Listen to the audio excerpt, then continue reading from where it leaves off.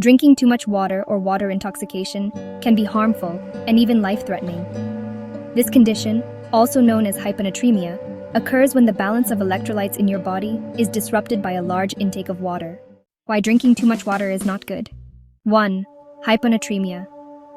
Hyponatremia happens when the sodium level in your blood becomes abnormally low.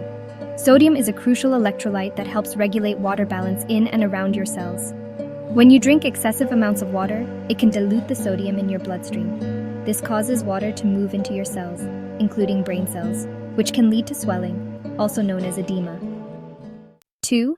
Symptoms of hyponatremia. Early signs can include nausea, headache, and fatigue.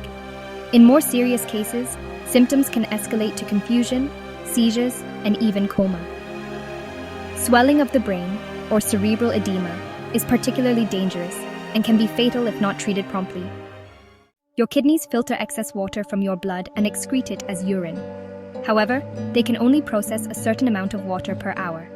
Consuming water at a rate that exceeds the kidney's ability to excrete it, which is approximately 0.8 to 1 liter per hour, can lead to water accumulation in the body.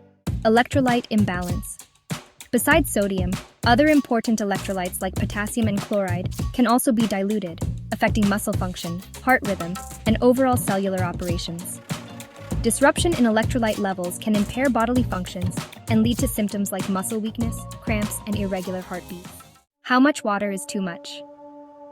The recommended daily water intake is about 3.7 liters for men and 2.7 liters for women from all beverages and foods.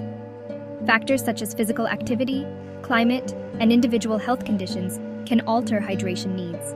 However, consistently consuming more than the kidneys can handle can lead to problems. Case studies and incidents. Hyponatremia is sometimes seen in endurance athletes who drink excessive amounts of water during long events without adequate sodium intake. There have been documented cases where individuals developed severe hyponatremia after consuming large quantities of water in a short period. Conclusion. While staying hydrated is essential for health, it's important to recognize that more is not always better. Drinking water in moderation, listening to your body's thirst signals, and considering your activity level and environment can help maintain the proper balance. If you ever experience symptoms of hyponatremia or believe you've consumed too much water, seek medical attention immediately.